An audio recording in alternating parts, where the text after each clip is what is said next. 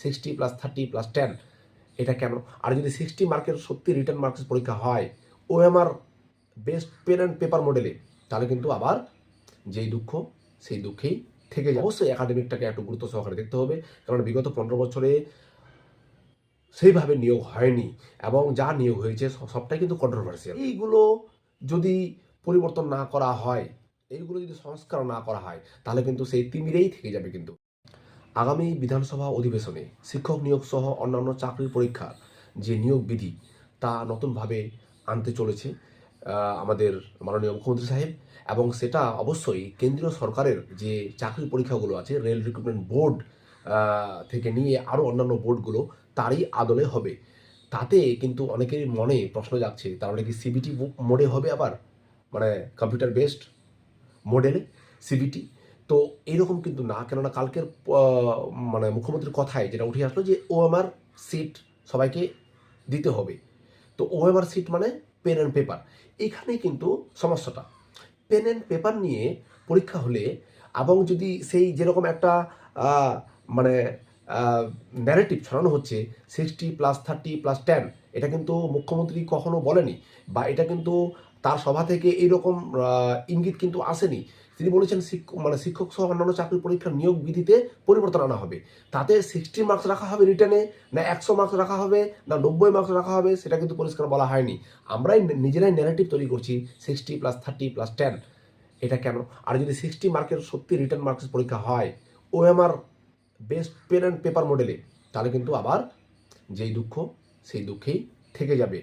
কেননা 60 মার্কস একটা খুব মিনিমাম একটা মার্কস।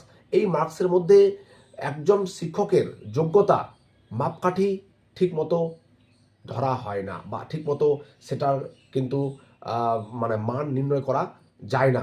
কেননা 60 মার্কের মধ্যে এখনকার যে সিস্টেম হয়েছে, নিজের সাব ডিভিশন এলাকাতে এক্সাম সেন্টার পড়ে এবং পরিচিত মুখ প্রচুর থাকে, হল কালেকশন হওয়ার সম্ভাবনা থেকেই যায়। যেমন যেটা হয়েছিল, একজন ক্যান্ডিডেট যদি 30-40টা প্রশ্ন নিজে থেকে পারে, বাকি 20টা প্রশ্ন সে বা 15-20টা প্রশ্ন সে হল কালেকশন করে নেয়। এইরকমটা যাতে না হয় তার জন্য পরীক্ষার ব্যবস্থাতে মিনিমাম 100 মার্ক যদি হিসাবে ধরা হয়, তাহলে 90 মার্ক কিন্তু এক্সাম বা 85 মার্ক হিসাবে এক্সাম, রিটার্ন এক্সাম রাখা হোক। তার সঙ্গে নেগেটিভ মার্কিং অবশ্যই, এবং তার সঙ্গে অপশন ই নামে একটা অপশন, যেমন বিহারে বিপিএসসিতে হয় অপশন ই, এই জন্য যাতে কেউ কোনো ওএমআর কোনো গোল গোল দাগ যাতে বাদ দিতে না পারে। যদি কোনো প্রশ্নের উত্তর কোনোটাই ও দিতে না পারে, তাহলে অপশন ইটা ডার্কেন করবে, যাতে ওএমআর ফাঁকা না থাকে, ব্ল্যাঙ্ক ওএমআর যাতে না থাকে। এইগুলো যদি পরিবর্তন না করা হয়, এইগুলো যদি সংস্কার না করা হয়, তাহলে কিন্তু সেই তিমিরেই থেকে যাবে। কিন্তু চাকরি প্রার্থীদের মধ্যে যে একটা আশার আলো বা একটা হোপ, সেটা কিন্তু পানসে হয়ে যাবে। মানে এটা আমার যে দীর্ঘ অভিজ্ঞতা কেরিয়ারের, সেখান থেকেই কিন্তু বলছি আমি। তো অতএব মাননীয় যে মন্ত্রী সাহেব এবং যারা নিয়োগ বিধি পরিবর্তনের যারা সদস্য থাকবেন, তারা নিশ্চয়ই এই ব্যাপারগুলো জানবেন, এবং আমাদের মাননীয় মুখ্যমন্ত্রী সাহেব কিন্তু বেঙ্গল চষে বেরিয়েছেন। প্রত্যেকটা ক্যান্ডিডেটস, প্রত্যেকটা ছোট বড় সব রকম মানুষের সঙ্গে তার যোগাযোগ ছিল এর আগে, এবং তিনি গ্রাউন্ড লেভেলের রিপোর্ট জানেন। তার জন্যই তিনি ডাব্লিউবিসিএসে যে দুর্নীতি হওয়া, যারা ডাব্লিউবিসিএস অধিষ্ঠিত আছেন এখনও, তাদের ব্যাপারে যেমন ডাইরেক্ট বলতে পারছেন নাম ধরে ধরে, সেরকমই 2016 চাকরি প্রার্থীদের ডাইরেক্ট তিনি নাম ধরে ধরে বলতে পারছেন যে কে কীরকম। তো তিনি কিন্তু একদম গ্রাউন্ড লেভেলের একজন মানুষ ছিলেন। গ্রাউন্ড থেকে উঠে এসে প্রত্যেকটা বিগত পার্টিতে সে অবজারভার ছিল বিভিন্ন জেলার, সেই জেলার অবজারভার হওয়ার সুবাদে একদম অলিতে গলিতে একদম গ্রাউন্ড লেভেলের যে পার্টি অফিস, সেখানেও পঞ্চায়েত লেভেলের সমস্ত কার্যকর্তার সঙ্গে তার পরিচয়। সেখান থেকে সেই যে মানে গ্রিভান্সগুলো পেয়েছিল, সেই গ্রিভান্সগুলো তার জানা আছে। আশা করি সেরকমটা হবে না। তবে আমরা যেটা ন্যারেটিভ তৈরি করছি 60+30+10, এটা ন্যারেটিভ বন্ধ হওয়া উচিত। কেননা সরকারের কানে কোনো না কোনোভাবে তো যায় এগুলো কথা, সরকার হয়তো এগুলো ধরেই বসে থাকবে।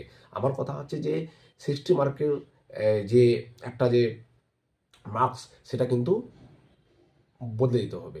হয় বিহারের মতো পরীক্ষা হোক, প্রিলিমিনারি প্লাস মেইনস, না হয় যদি একটাই পরীক্ষা হয় পেন পেপারে ওএমআর বেসডে, তাহলে কিন্তু 100 মার্কের পরীক্ষা হওয়া চাই। বাকি একাডেমিক এবং ইন্টারভিউতে যেরকম মিনিমাল নাম্বারের কথা বলেছে সেভাবেই রাখা হোক। অবশ্যই একাডেমিকটাকে একটু গুরুত্ব সহকারে দেখতে হবে, কারণ বিগত 15 বছরে সেইভাবে নিয়োগ হয়নি, এবং যা নিয়োগ হয়েছে সবটাই কিন্তু কন্ট্রোভার্সিয়াল। তার মানে একজন যোগ্য ব্যক্তি যিনি বঞ্চিত হয়েছেন বারবার 15 বছর ধরে, তিনি তার যদি 15 বছর যদি তার যদি টাইম লাইন যদি ধরা হয়, তাহলে 2011 বা 2010 থেকেই যদি একজন প্রার্থী বেকার থেকে থাকে, তার 2010-এ 11-তে যে মাধ্যমিক বা এইচএস বা গ্র্যাজুয়েশন রেজাল্ট হতো, সেটা কিন্তু করোনার পরে 2020, 2021, 2022, 2026-এ কিন্তু সেটা কখনো এক হতে পারে না। তো সেই ক্ষেত্রে একাডেমিক মার্কসটা মিনিমাম রাখা হোক 10 বা 15 হার্ডলি, ঠিক আছে, এবং বাকি 10 বা 5 ইন্টারভিউতে রাখা যাতে হোক, যাতে আগের মতো করে ইন্টারভিউতে 5 মার্ক যেমন ছিল সেভাবেই ইন্টারভিউতে নাম্বার রাখা হোক। আর ইন্টারভিউটাও জরুরি, এই জন্য অনেকে বলছে ইন্টারভিউটা জরুরি না, বিহারের মতো বিপিএসসির মতো ইন্টারভিউ তুলে দেওয়া হোক। ইন্টারভিউটা জরুরি এই জন্য যে একজন শিক্ষক পদপ্রার্থীর ক্ষেত্রে আমি বলছি, বাকি গ্রুপ সি, গ্রুপ ডি এগুলোর ক্ষেত্রে ইন্টারভিউটা না হলেও চলবে, যেহেতু অফিসিয়াল কাজ বা ক্লারিক্যাল কাজ। শিক্ষক পদপ্রার্থীর ক্ষেত্রে তার যে গেস্টার, তার যে ভাষা, তার যে আই কন্ট্যাক্ট, তার যে পড়ানোর যে কৌশল, সেগুলো একটু জানা জরুরি আমার মনে হচ্ছে। তো সেক্ষেত্রে 5 বা 10 ঠিক আছে ইন্টারভিউর জন্য, আর আর আর সেই মোতাবেক একাডেমিক্সের জন্য 10 বা 15 বাস শিক্ষক নিয়োগের ক্ষেত্রে। এইরকমই হওয়া চাই, আমরা আশা রাখবো এইরকমই ডিমান্ড সোশ্যাল মিডিয়াতে ঘুরে বেড়াবে। 60, 30, 10 এই যে একটা যে ন্যারেটিভ তৈরি করা হচ্ছে, এটা কিন্তু মানে বন্ধ হওয়ার দরকার আমার মনে হচ্ছে।